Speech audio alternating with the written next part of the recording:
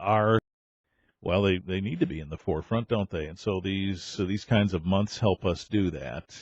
Yes, they do. In 1965 is when Older Americans Month started. And Wow, really? Okay. yes.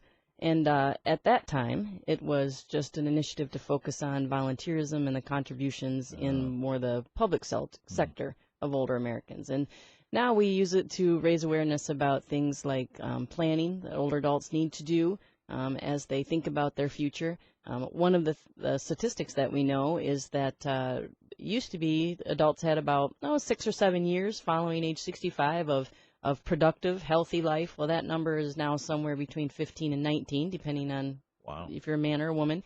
And so older adults have a lot of time that they need to invest in. And so we have been focusing on that a little bit. The other is just focusing on some of the needs of older adults in our community.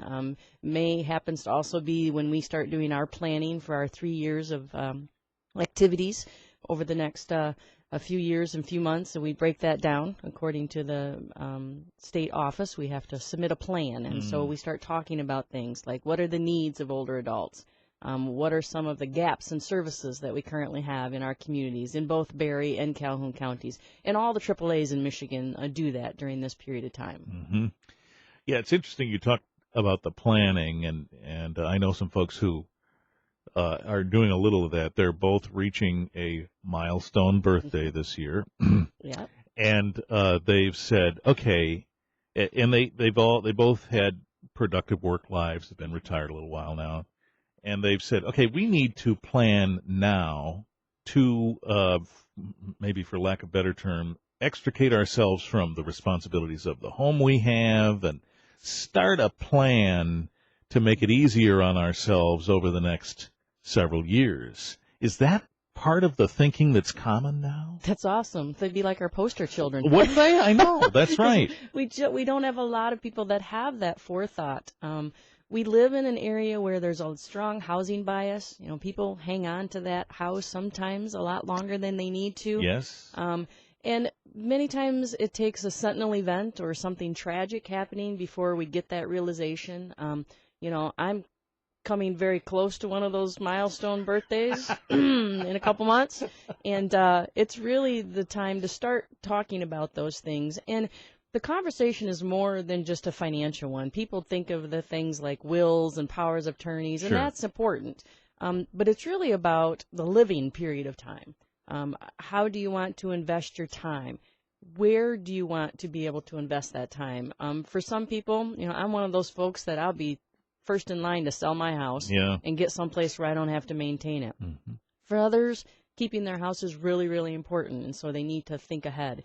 The financial piece does come into play when older adults don't always think that they're going to need or need to have Medicaid, but it does happen, and so Medicaid planning needs to happen sooner rather than later because there's some sticky little rules that folks like Stacy Lott know how to navigate when it comes to Medicaid. We've talked about that, yeah. Exactly. Right. Mm-hmm. But the other piece, too, is it's for the family and for the caregivers and giving them some expectations because you don't want to be in that situation when something serious happens. And, what were mom's wishes? Right. What do mom and dad want? What are their situation?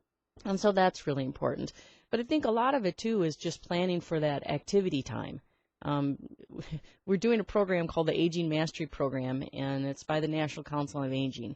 And one of the things that they found was, which I thought was a bit of a horrific statistic until I looked at my own situation, and said that older adults spend 8 to 9 hours a day watching television. Oh, yeah. And so that's pretty tragic when you consider you should probably try to sleep at least 8 hours, and not enough time investing in themselves or other people.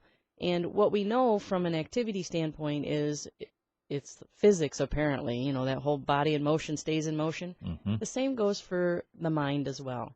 You need to use it. You need to be interacting with other people. Isolation and loneliness is one of the greatest determinants of poor health for an older adult. The numbers go up for everything from cancer to diabetes for somebody that's isolated. And so volunteerism becomes important, but just daily interaction, keeping your mind engaged. Yeah, that's interesting. You make me think of my late grandmother a little bit. There was The Young and the Restless. There was the Lawrence Welk Show, and Yes. things that we had to get to. But there was still some interaction. But, you talk about extricating from the house in that period of time that you have. In her case, the house was security. Yes. So letting go of it was something she contemplated, but didn't jump when it was easiest to jump. Right. And for some people, then that planning becomes about how do we arrange to live in that house Right. long term. So Yeah. then you're talking, changes to the physicality of the home, changes to who's going to own it now and in the future, Right. and planning for that. Unfortunately, from an economic security standpoint, our older adults, also commonly known as the age resistant, I'm in that category, have more debt than our older adults. They have greater lack of financial security, and that becomes an issue in the planning. It's hard to extricate yourself from a house that you have a large mortgage on. Sure. And so conversations like that. And so the other piece is just the mere statistics of life. I was reading one yesterday, and sometimes I have to wrap my brain around these dates. 2060, which doesn't sound, it sounds at first like, wow, that's a long way away. And then I realized that it really isn't. Yeah. The population projections for older adults is close to 1 billion. So moving towards that threshold. And so just the sheer number of older adults as we go forward talks about the need for services. It also talks about a level of responsibility for older adults in helping maintain their health. It's that old adage, we can't assume the government's going to take care of them or be able to. We can't assume that everyone's going to have the resources. And so we need to meet somewhere in the middle. Karla Fales is here from the Region 3B Area Agency on Aging, and we'll pick up where we leave off in just a second. And in addition to that, we'll talk a little bit about June and Elder Abuse Awareness Month. And also, the Region 3B agency has also finished a community needs assessment. We'll talk about that in a minute. Here with us is Karla Fales of the Region 3B Area Agency on Aging. Older Americans Month here in May and Elder Abuse Awareness Month in June. Boy, I guess this goes right up there with child abuse or something that really gets you right in the nerve center.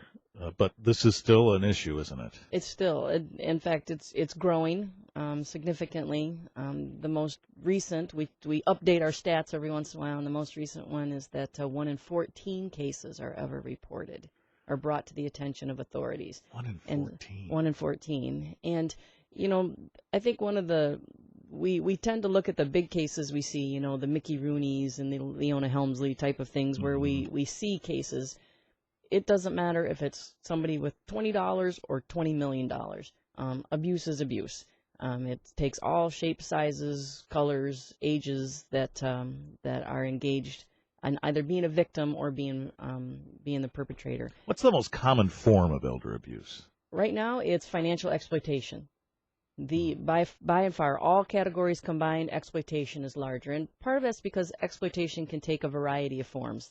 Hey, Grandma, can I just keep a hold of your credit card to use it in case of emergencies?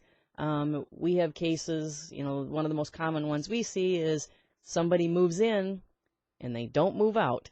And unfortunately, the way that the laws are written, if they're there for more than 30 days, they're a tenant, whether they pay rent or not. And so that creates a lot of situations. But the financial exploitation is one we deal with quite commonly.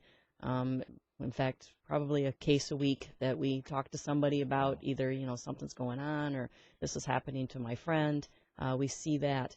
Unfortunately, the other dynamic that is pretty significant there is the majority of perpetrators are also caregivers or family members. They are trusted, and they have a role in that person's well-being. Correct. Yeah. They're supposed to be focusing on the well-being. Right. So that it creates a dynamic too, because caregiving is a stressful scenario. You can be in a situation where someone is not choosing to be a caregiver; it's out of necessity. The other factor that's a little bit more complicated is you often have, families aren't perfect, and you have a number of dynamics that go over many, many years. Yeah. So you can have a situation where a caregiver was perhaps abused or neglected or just had a bad situation with that parent or loved one many, many years ago, they're now the caregiver. And so that can be difficult. The other thing that complicates it, and we've talked about this many times on Miles from Memory, different activities there, is dementia plays a significant role in that. It makes it harder to identify elder abuse. It makes it very difficult for caregivers because there can be volatile behaviors that go with it.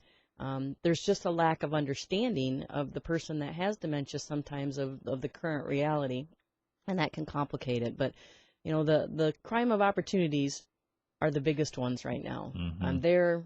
Grandma's money is there. I'm helping Grandma. Mom owes me this. That entitlement that goes with that. There's just a lot of dynamics. So let's suppose someone's listening to this and they know of a situation that fits that description, but maybe they're not a family member. Maybe they're a neighbor or a friend of the family, but they see that kind of dynamic. What should they do? Well, there is a way to anonymously report. Unfortunately, I don't have the number memorized, but I'm sure we can get it for listeners. Google works great. Yeah, Google works great. Adult Protective Services is the key agency. The issue we have is sometimes there's things that don't quite rise to the level of vulnerability and risk under Adult Protective Services. But what we tell people is quantity sometimes is important. So having those reports where multiple people are saying there's something going on here because we have APS reports, we have calls to the Area Agency on Aging, that does help. And so we encourage people to make those reports. There is a process that it goes through. The other piece with adults that's different than children is adults have the right to make a bad decision. And so sometimes that's where our agency can be helpful, where we can sit down with folks and say, you know, this isn't right. You don't have to live like this. There are things that we can do to help. And so that's a dynamic of the abuse situation. The other is the dependency piece. Who else is going to take care of them? So reporting is very important. People can also call us and say, we had a call yesterday. You know, my friend that lives here, she's going through this situation. What do you think of that? And then we can provide feedback and information. Sure. Sometimes you just may not be sure whether something constitutes abuse or not. Correct. Yeah. Correct. How does the agency figure out what the community needs are and how you try and help with that? Well, we go through, every 3 years, we go through a pretty significant process of looking at the demographics. This year, we took a different approach. We worked with a new demographer, Berta Griffin, is part of a company called AGS Consulting. We've never gone into deep data dives. Like, there's lots of cool stuff on the census, but what does it all mean for Berry and Calhoun counties? And Berta was able to do that for us this year and kind of say, this is what the information means. This is what it says. And so we found some interesting things, some things we knew, like there's, women live longer than men. Men, get it together. We know that happens. We do know that our population is aging just a touch more rapidly. There's more older adults in our area. 10 years ago, we probably would have said more older adults are leaving the area, but not so much. We also know that health is a significant factor throughout our entire life, but it becomes more complicated with chronic diseases in older adults. So years of lost life.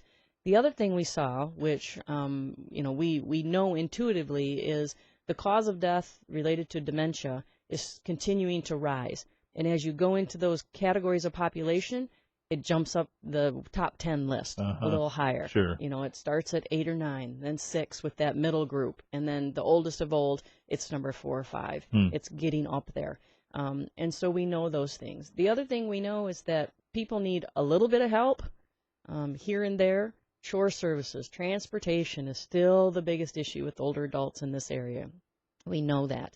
The other thing we know is people don't know what services are available, and those are the ones that you sit in your office and beat your head on the wall going, but we're here, call us. Yeah.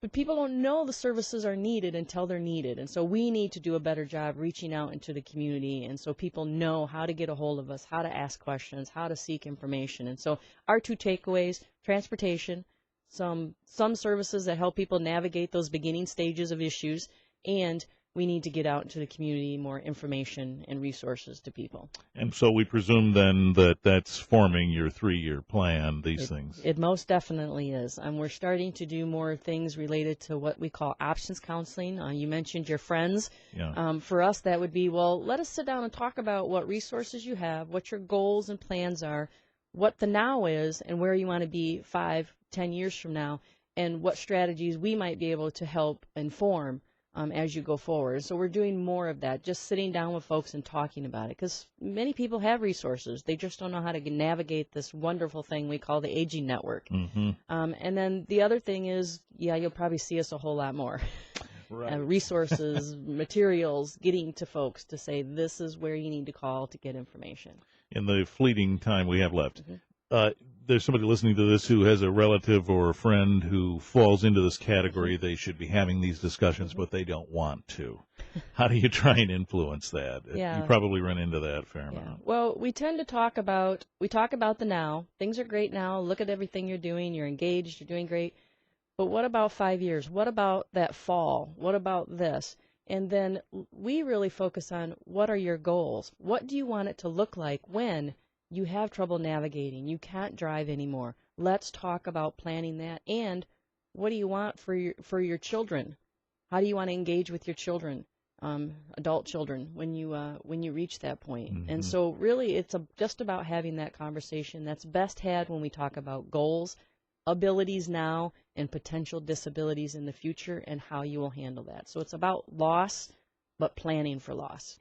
And the Region 3B Area Agency on Aging can help you think through that. That number, I'm sure you have burned on your brain. Right. Yeah. So 269-441-0973. The lovely Nicole and Jennifer will be glad to help you and navigate some of those conversations. All right. Thank you very much, Karla. We'll talk again soon. Thank you. Karla Fales with the Region 3B Area Agency on Aging. 8:30.